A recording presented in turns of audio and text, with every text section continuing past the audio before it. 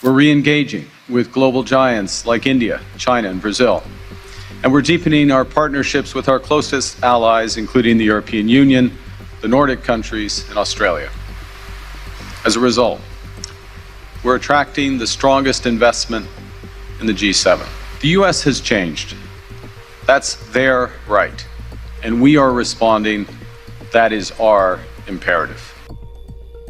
Canada is doing what few U.S. allies are willing to do out loud, rebuilding its trade strategy around China and India while stepping out of a system dominated by Washington.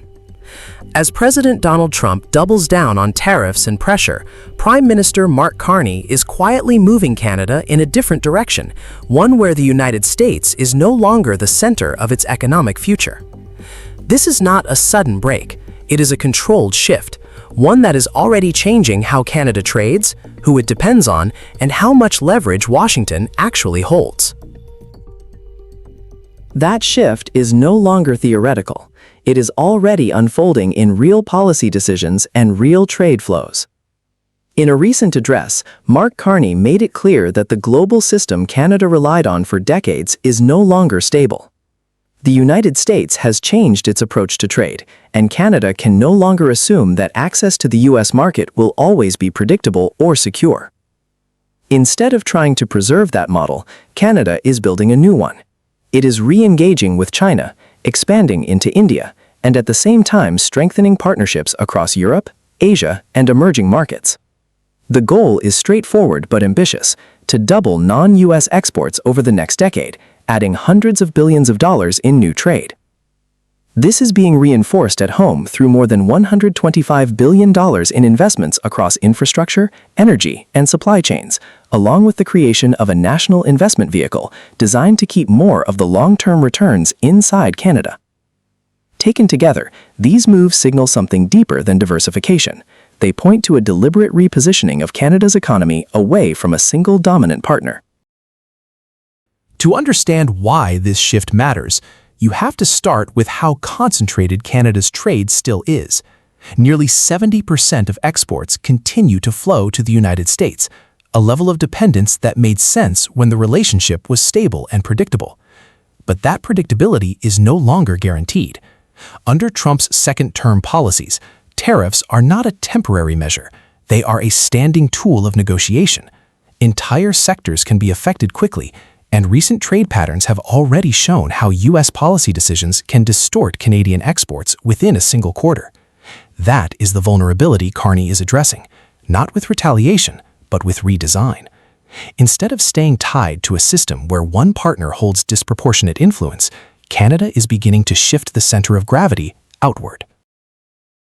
That outward shift leads directly to China, and this is where the strategy becomes both controversial and unavoidable.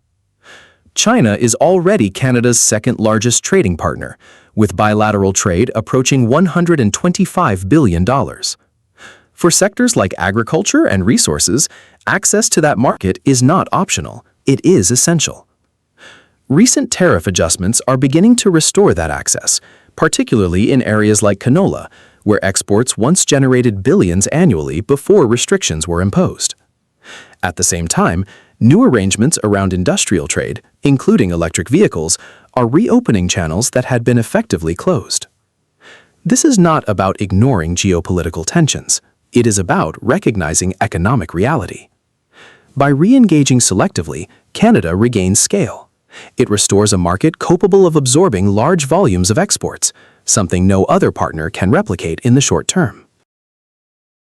If China provides immediate scale, India represents something different: long-term expansion. Canada's growing partnership with India is built on that premise.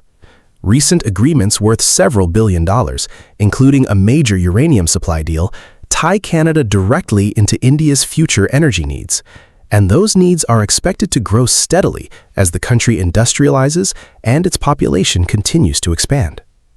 Trade between the two countries is still relatively modest today, but the trajectory is what matters.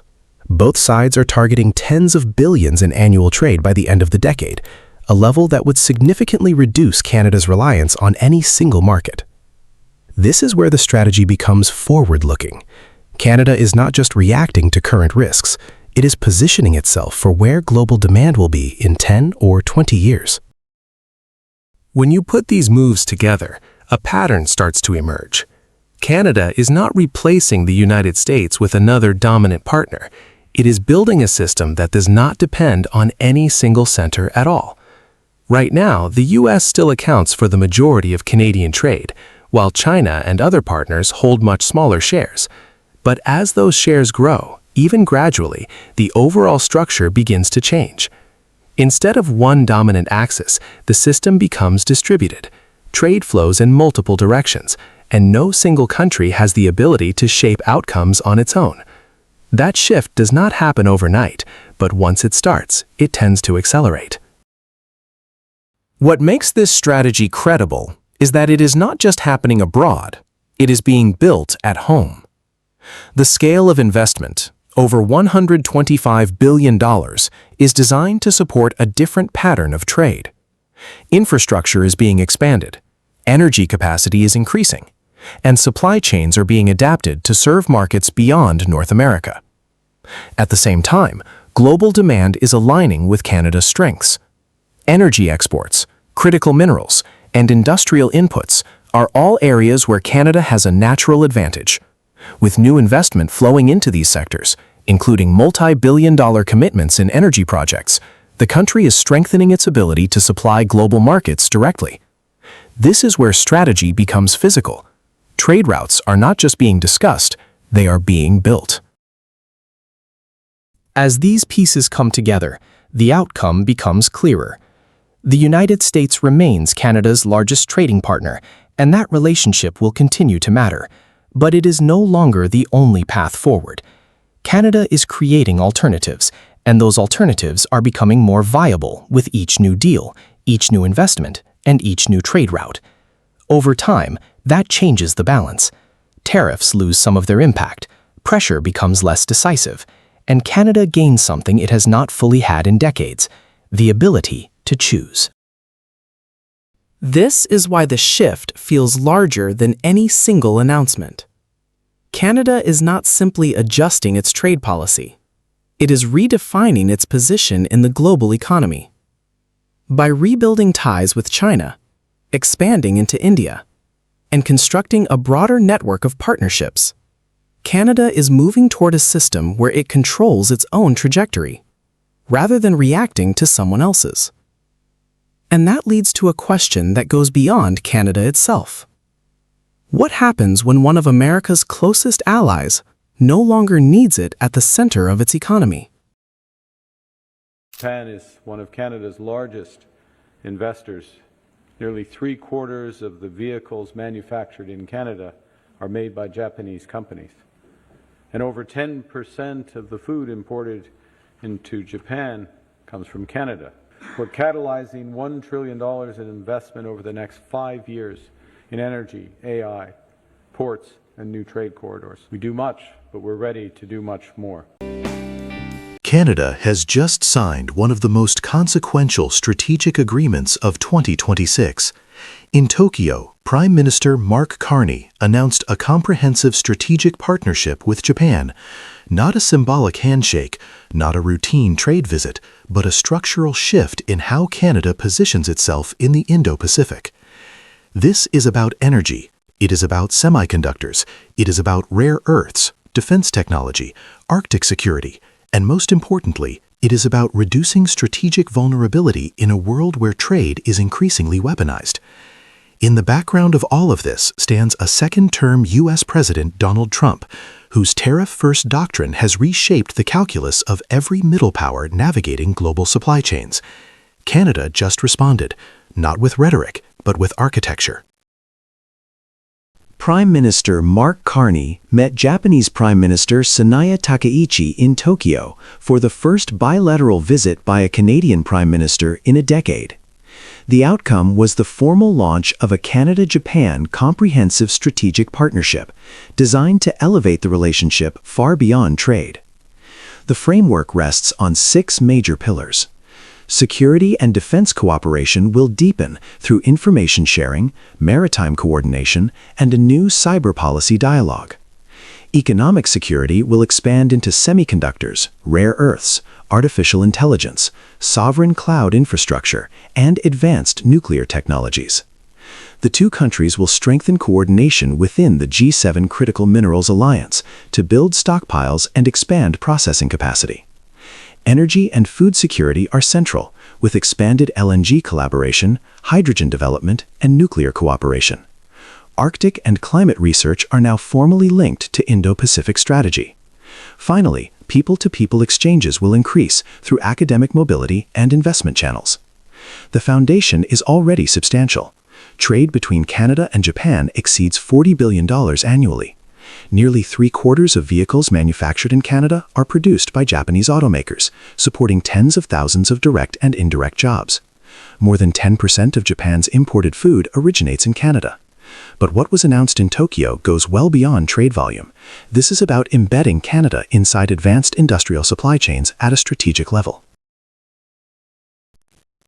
The core insight is straightforward. This agreement is about economic security in an unstable trade environment. Since returning to office in January 2025, President Donald Trump has expanded the use of tariffs under national security authorities. Tariffs are no longer tactical tools. They are structural features of American trade policy. Allies have been reminded that access to the U.S. market can be recalibrated quickly. Canada's response is not confrontation, it is diversification.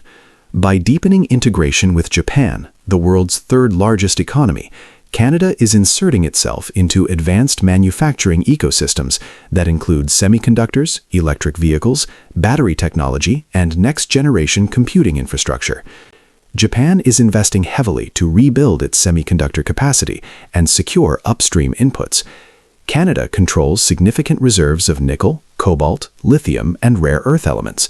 Federal projections suggest Canada's critical mineral strategy could catalyze tens of billions of dollars in investment over the next decade, supporting thousands of high-skilled jobs in mining, refining, and battery processing. This partnership effectively aligns Canadian raw material security with Japanese industrial capacity.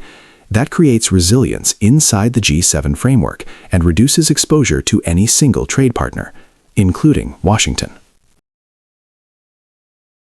Energy is where the strategic scale becomes visible. Canada has stated it can double LNG exports by the end of this decade, with further expansion possible in the following decade as West Coast infrastructure scales. Japan remains one of the world's largest LNG importers and continues to seek politically stable suppliers amid global volatility. If expanded LNG cooperation adds even $10 to $15 billion annually in incremental trade over time, the domestic impact is significant. That translates into provincial royalties, port expansion, pipeline investment, and thousands of construction and long-term operations jobs across British Columbia and Alberta. Beyond LNG, hydrogen and small modular reactors represent the next frontier.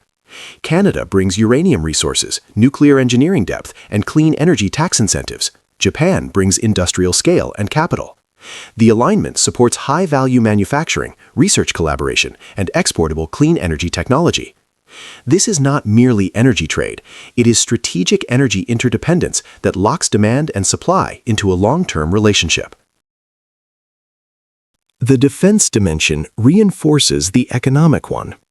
Canada's defense industrial strategy envisions more than $500 billion in investment over the next decade, with emphasis on artificial intelligence, quantum systems, robotics, and autonomous technologies. Japan is simultaneously expanding defense spending at a pace not seen in decades. The new cyber policy dialogue and maritime coordination mechanisms signal deeper integration in Indo-Pacific security planning. Canada is embedding itself within a broader regional architecture while maintaining its NATO commitments. For Canadian firms, this means access to joint research projects, advanced procurement pathways, and technology sharing frameworks. These are high-value, export-oriented sectors. They generate skilled employment and position Canada as more than a raw material supplier. It positions Canada as a technological contributor. One of the most strategically important aspects of the agreement is the Arctic component. By linking Arctic cooperation to Indo-Pacific engagement, Canada internationalizes its northern strategy. Japan has growing interest in Arctic shipping lanes, climate research, and energy logistics. Canada controls one of the largest Arctic coastlines in the world and faces increasing strategic attention from Russia and China in northern waters. Integrating Japan into Arctic dialogue expands diplomatic backing and enhances Canada's ability to frame its sovereignty and infrastructure development agenda within a broader alliance context. This strengthens Canada's negotiating position in any future Arctic security recalibration. The United States is not excluded from this architecture, but it is no longer the sole pillar. President Trump's second-term approach blends tariffs, industrial reshoring, and national security language into a unified trade doctrine. That doctrine creates uncertainty for middle powers reliant on U.S. access. Canada's approach under Carney is different. It builds redundancy. It expands alliances.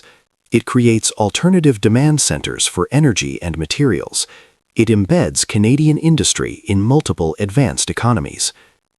When supply chains are diversified and export markets broadened, tariff leverage weakens. Economic pressure becomes harder to concentrate. That is not confrontation. That is risk management at scale. The Canada-Japan Comprehensive Strategic Partnership is not a symbolic diplomatic milestone. It is a structural economic decision. It strengthens Canada's role in global supply chains, expands energy export security, reinforces defense industrial credibility, and integrates Arctic strategy with Indo-Pacific dynamics. It supports investment flows measured in tens of billions of dollars over time and sustains high-skill employment across energy, technology, and manufacturing sectors. Canada is not walking away from the United States, but it is ensuring that no single partner defines its economic future. The strategic question moving forward is simple. How many more Indo-Pacific anchors can Canada secure before global trade architecture fully adjusts to a multipolar reality? In 2026, sovereignty is not declared in speeches. It is engineered through partnerships like this one.